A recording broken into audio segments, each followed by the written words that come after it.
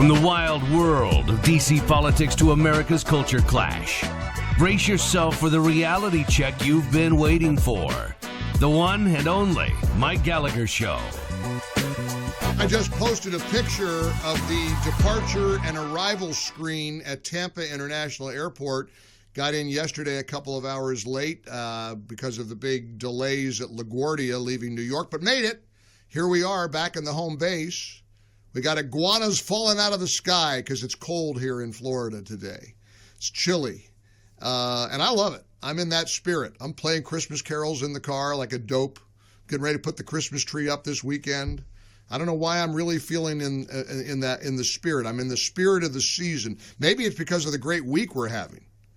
I mean, last Tuesday was rough, wasn't fun, but now the fun is beginning as the Democrats are melting down in a big way. They're livid that the government shutdown is going to come to an end. They wanted to inflict as much damage and pain as humanly possible. Listen to Scott Jennings last night, our Salem colleague on CNN, pointing out that the Democrats are proving that this, one, was a Democrat shutdown, and two, they're angry that the pain for hardworking Americans is about to end. Democrats are willing to make people suffer. And you heard Democrat after Democrat today say, well, we just couldn't prolong the suffering. So they admit that their political tactics were designed to inflict suffering on the American people. We also learned about cynical politics in this. He's right. The cynicism is at an all-time high on the part of the so-called moderates. Ro Khanna, oh my gosh. If I hear one more time what a moderate Ro Khanna is, he's not a moderate. He's an angry, far-left,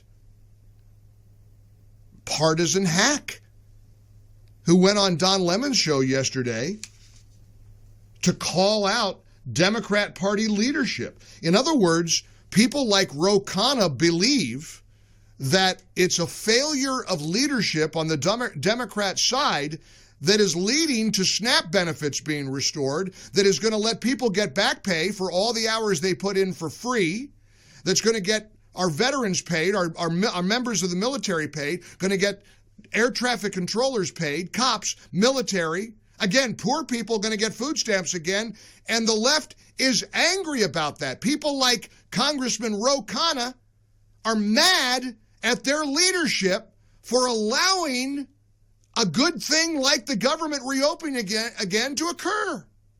It's mind-boggling. It's just people who are out of touch, who don't understand the political moment that we're in.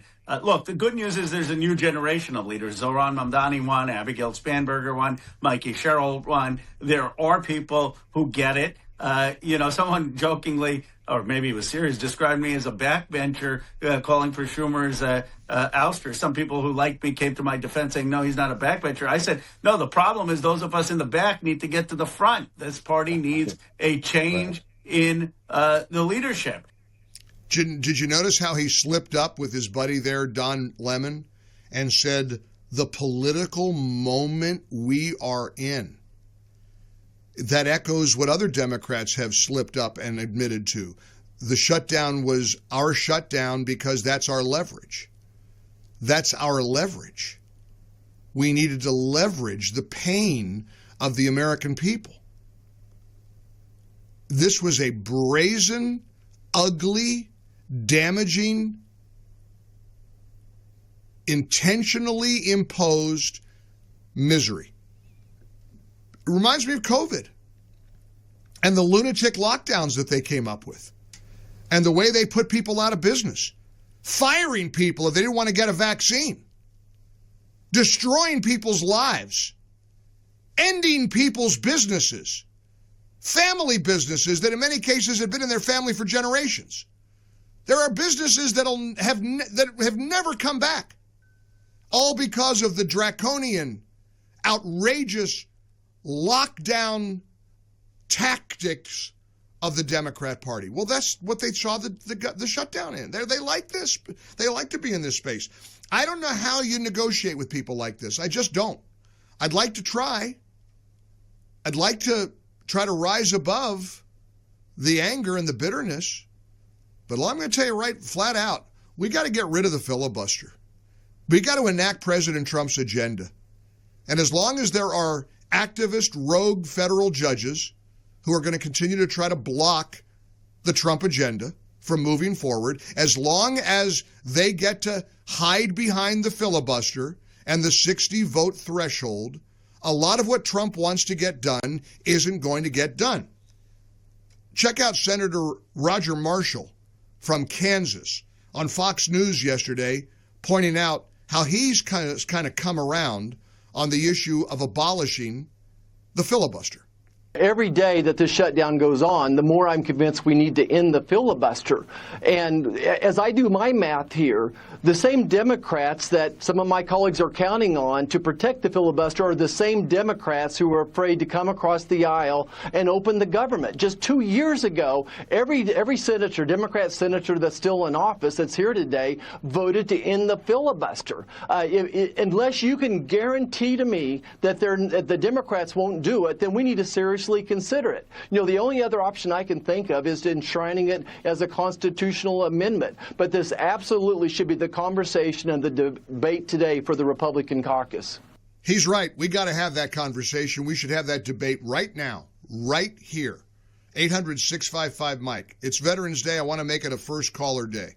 If you've never called the show, but you like what we do, or you agree, or even if you disagree, I'd like to put you up front and center. Although I do want to talk to Jim here in just a moment in San Antonio. Let him stay on there, Alex, because he wants to disagree with me about the filibuster. And I do. I welcome your conversation because I want to ask you quite simply, if you know the Democrats are going to abolish the filibuster as soon as they can, why in the world would you be okay with it still being in place? It's nonsensical. All I can imagine is that people who are against ending the filibuster, who want to keep the filibuster in place, secretly don't want Trump's agenda to succeed. I really believe that. There's no other explanation. I've tried for days. I've asked you over and over again, why keep the filibuster? We haven't gotten a single cognitive, coherent answer to my question. So please give it your best shot. 800-655-MIKE. Join us here in the Relief Factor studios on a very, very busy Breaking News Tuesday. 800-655-MIKE. Let me remind, I did mention that it's cold in a lot of places today. For full shows, live and on demand, it's Salem News Channel.